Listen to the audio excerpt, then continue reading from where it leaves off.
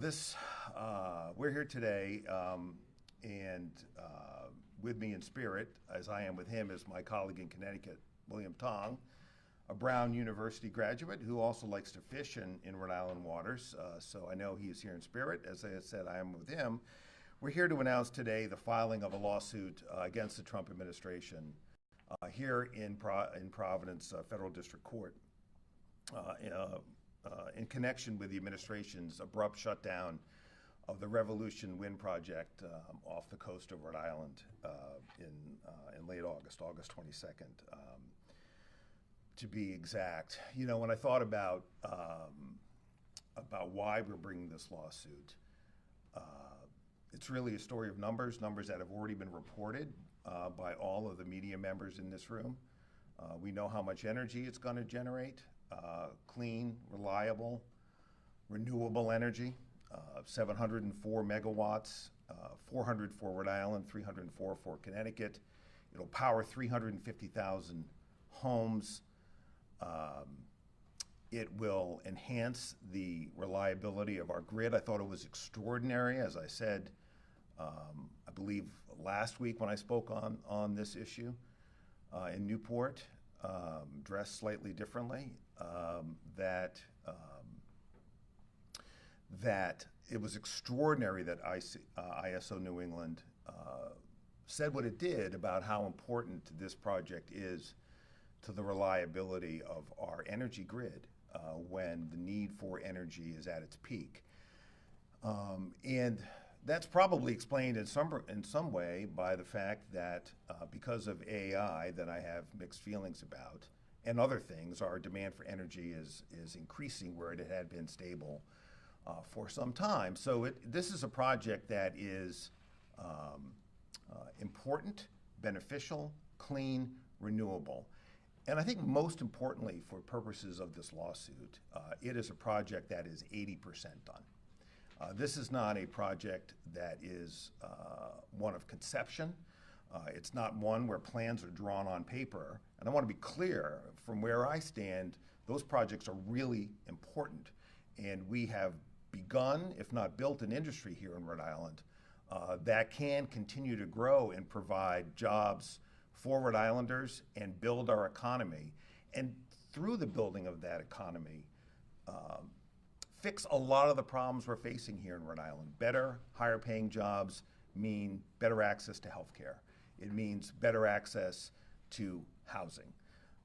And so we're on the cusp of building that industry, and the president abruptly halted it unlawfully. But what stands out most about this project is, even if you're looking at it just in a vacuum, is that it is 80% done. As has been, again, well explained by others before, 45 of 65 turbines have been installed. All the foundations for the turbines have been installed. The cabling is largely done. 90% of the facility at Quonset where the electricity will come on shore is done. And so that creates a reliance interest, separate and apart from the company and Ørsted. They have their own interests to pursue. This is about Rhode Islanders and what Rhode Islanders need, what Rhode Islanders are relying on, what Rhode Islanders are counting on. And words with the Trump administration, as I think has been demonstrated, are simply not enough. What's required with respect to this administration is action, and that's what we're taking today. On that note, I'll digress just a little bit. I asked the team over the weekend, because I hear a lot about how many lawsuits I have filed on behalf of Rhode Islanders against this administration. And I don't keep track of the numbers. I don't. We keep track of the cases, but not the numbers. What matters to me is whether the Trump administration has violated the law, whether Rhode Islanders have been harmed as a result, and whether we have legal standing. And to date, we have recovered nearly $650 million alone for Rhode Islanders that we would have lost had this office not taken action. $650 million. And so that's the number that Rhode Islanders should think about when they think about whether these lawsuits have had impact. Not how many lawsuits there are, but how many dollars we've brought back. And there are more dollars in the pipeline. And so, with that, I'll just briefly mention what the claims are about. It's basically that you can't run a government like a yo-yo. The president may be like a yo-yo, bouncing back and forth between positions, whether it be tariffs, foreign policy, or anything else. And if he wants to behave like a yo-yo, that's up to him. But you can't run government that way. That's what the Administrative Procedures Act and other federal statutes at play here are about. That decision-making has to be rational.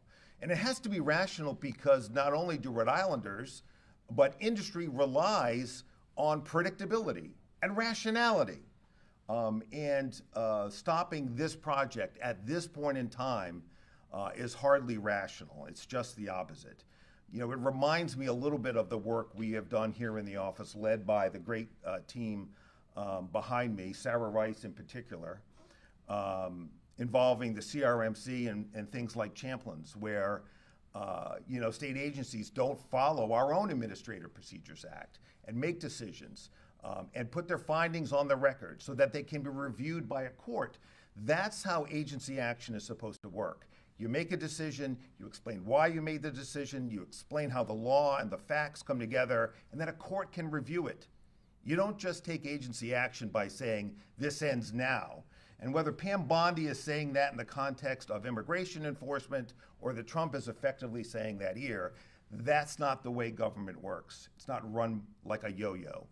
So with that, I'm going to stop. If there are any questions, I'll take them. I do want to introduce the staff. Lenny Giorano and Nick Vaz are to my right. Nick, in particular, is highly schooled in this area. He does all of our energy work. He understands way more about this than I do. And so if you have questions that I can't answer, which is likely, Nick's the person I'm likely to turn to. And then on this side, I have Pat Dolan, who is our Chief of Policy, and Sarah Rice, who leads our public protection unit. I also want to say, because I think we hear this a lot, those of us who believe in renewable clean energy, that this is going to cost Rhode Islanders more. Just the opposite. Stable energy prices will cost Rhode Islanders less in the long run. What we see every year are spikes in our energy costs, and whether you heat your home with oil like I do at the moment, although heat pumps are coming, I'm glad to say, this fall for Shelley and I and our family. You know the spikes in oil prices. You know the spikes in gas prices. We know the spikes in electricity generated by gas. Wind energy is reliable, and it's because of that stability and reliability that Rhode Islanders can count on should this project and others that are following in its wake, they can rely on renewable, clean energy that will keep their prices for energy stable. So with that, I'll stop and take any questions you have. Peter, the president argues, and other opponents of wind power argue, that the adverse effects of wind power are greater than the benefits in terms of the effect on the environment, the fishing industry, et cetera. Why are they wrong in their argument? Well, there's lots of reasons, Ian. What I find remarkable is we don't hear about the adverse environmental effects for wind farms all across this country. I drove my son back from Wichita, Kansas a couple summers ago. There were turbines in every direction. The president is bringing an all-out assault on wind. I read some reporting recently that he is against or is taking on or attacking or to stop a energy transmission line that would bring clean renewable energy from Kansas to Indiana. Why? I have my theories. Many of them involve the fossil fuel industry that may have the ear of this president. But all of the research, whether it's land-based wind energy or marine-based offshore energy, wind energy, all of that has been debunked. There are fishermen that are earning supplemental income from working on Revolution Wind and are grateful for it. There's been reporting on that out of Fall River and New Bedford. So the president is plainly wrong, and for whatever reason, this is in his head. notwithstanding the obvious benefits of the industry. Are you seeking court action that would speed the resumption of work on Revolution Wind? Absolutely, yes, that is correct. We are looking for injunctive relief to bring this project back online. Look, you know, when I live in Jamestown, as almost everybody in Rhode Island knows by now, and while I don't live on the water, when I'm driving to and from home, or when I'm out on the bay, I certainly see what's out there. And there's a lot of ships. Last night I was counting just on an app that I have alone, 5 ships related to wind energy that are just sitting out there in the bay that would be out there putting Rhode Islanders and others to work on this project. And it's just a waste of money and a waste of time. And the longer that those ships sit there without doing anything, the more likelihood that this project literally sails away. What is the expected timeline before a decision is made on that injunctive relief? Well, hopefully as quickly as possible, Ian. Yeah, the goal is to have this be done as a matter of days, at most weeks, not a matter of months. And I think that's something else that is lost in some of the work that we've been doing. We've been getting injunctive relief here in Rhode Island, across the country, which has allowed us to save that $650 million that I referred to earlier. It's not like, you know, we're fighting this out that's going to take 2 or 3 years. We've been able to get results very quickly. One more, can you quantify the dollar impact for Rhode Island and Connecticut of the stop work order, if that is upheld? I can't, Ian. If it is upheld, quantify it. I can't quantify it. I can put into categories of things that it will do. It will destroy, in my opinion, the wind industry, because if a project that is completely permitted over a period of 10 years, as our complaint alleges, can be stopped in its tracks without any rationale or reasoning, then why would anybody invest in anything, particularly the wind industry, under this while this president is in office for 3.5 years? So certainly it will bring a thriving and a growing industry to a halt, which is bad for Rhode Islanders in terms of our economy. It will be bad, as ISO New England indicated, for the reliability of our grid. In the long run, it'll raise costs. Certainly our costs will continue to have for energy. We'll have these wild swings back and forth as we see. And one of the things that I have to say that has been most frustrating as Attorney General has been our inability, as hard as we have worked on some of these energy cases, and it's through no fault of the staff, for example, on the PPL purchase of Narragansett Electric, as hard as we fought in that case and saved Rhode Islanders a lot of money, Rhode Islanders are very concerned about energy prices. And the reason they're concerned is because of these swings, not just between summer and winter, but year over year. And so there are lots of ways, Ian, that Rhode Islanders and the people of Connecticut will be impacted, but in terms of a dollar amount, that's very, very hard to do. You mentioned, yes, Steve. You mentioned the impact on the industry, but there's other projects in the pipeline. Yeah. And will this lawsuit in any way inoculate those projects from the same? Well, it should, Steve, in the sense that if we get the relief that we seek, and I'm confident that the odds of that are very, very strong, then certainly projects that the government, the administration, will have to take a rational, fact and law-driven approach to trying to stop those projects if that's what it decides to do. It can't just be on the whim of the president. And that's clearly what he's done here. The more that, you know, to be candid, the more the project is in the pipeline, the greater the reliance interest, both by the public and a company that's and a developer.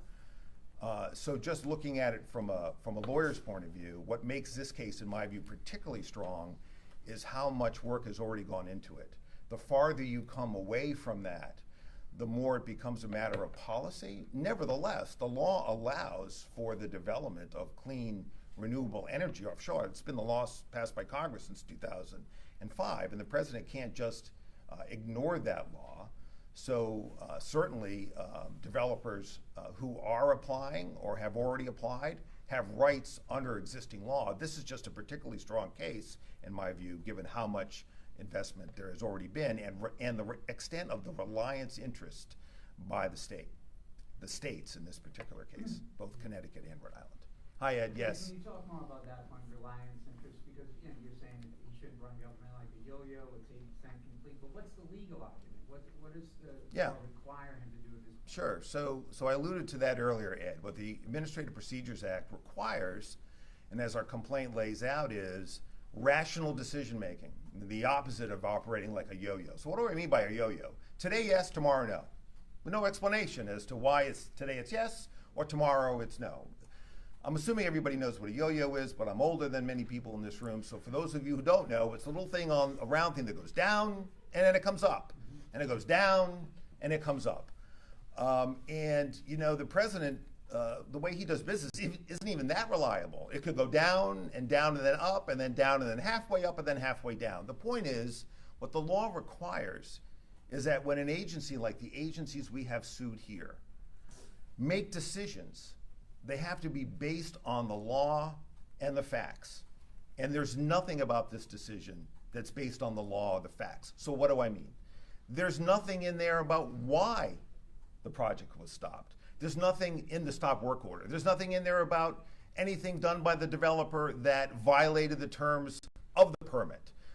There's nothing in there about, there's some vague references that the president's made about national security. All of those issues were vetted over 9 years by the federal government.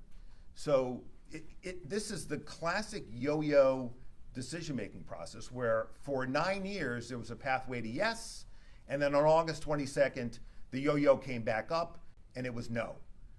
And you can't operate government that way. So there are 3 claims. One involves the statute that permits offshore wind itself, and then there are 2 Administrative Procedures Act related claims that are effectively go to either the lack of authority to take the action that the president's agencies did, or that they acted in a way that was arbitrary and capricious, which just means it was irrational decision making.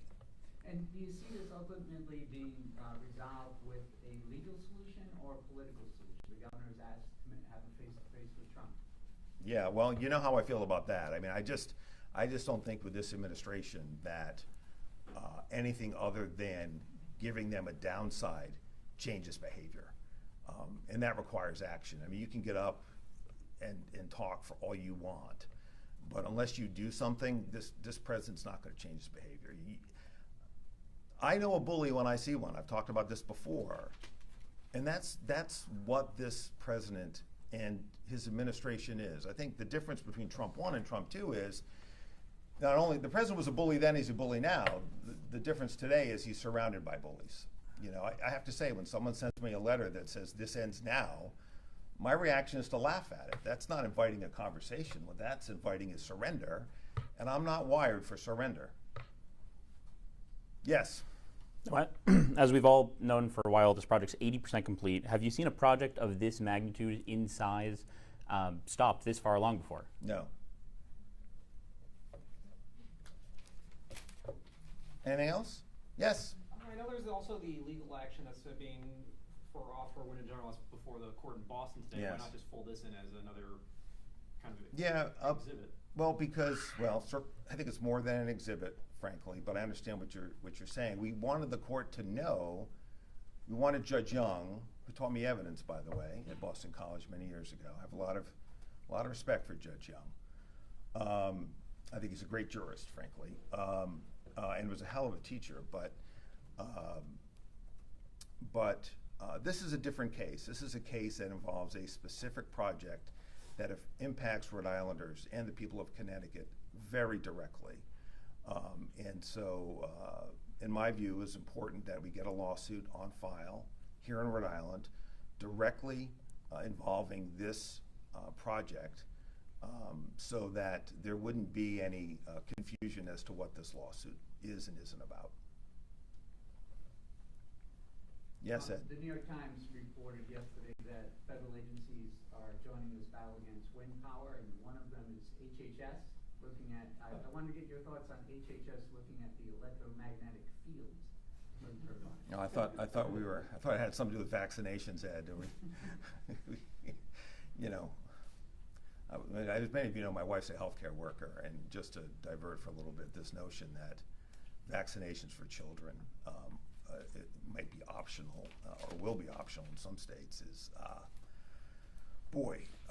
is frightening as a parent, and it's just whatever. Anyway, what do I think of that? I don't really think anything of it.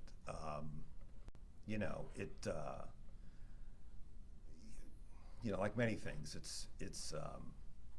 it just has no moment for me.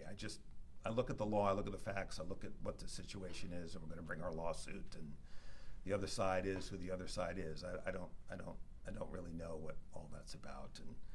And look, I try not to sleep with my cell phone right next to my head, but it's still in my room. I'm still using my microwave, and I'm not, at least to date, no ill effects. I'm not terribly concerned about that. I mean, on a more serious note,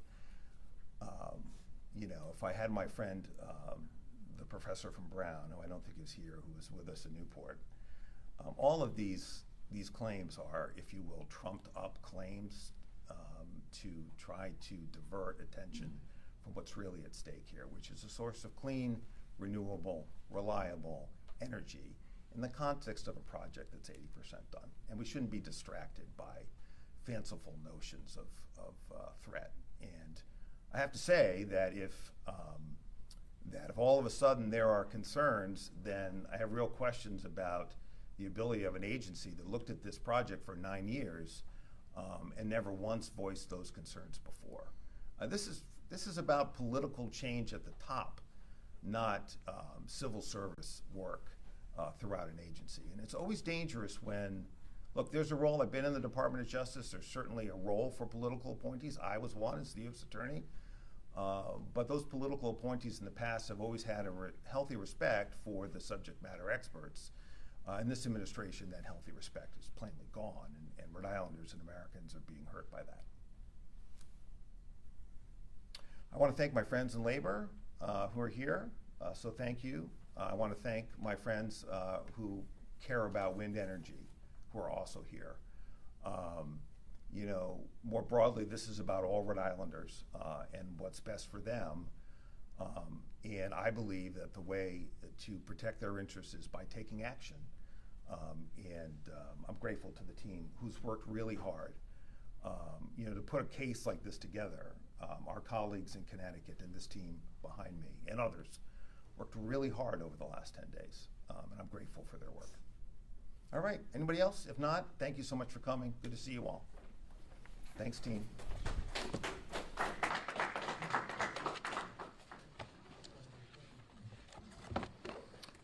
Sarah, thank you. Well done. Patrick? Nick, no questions for you? Andy, Lenny, thank you. Hope you guys are enjoying it.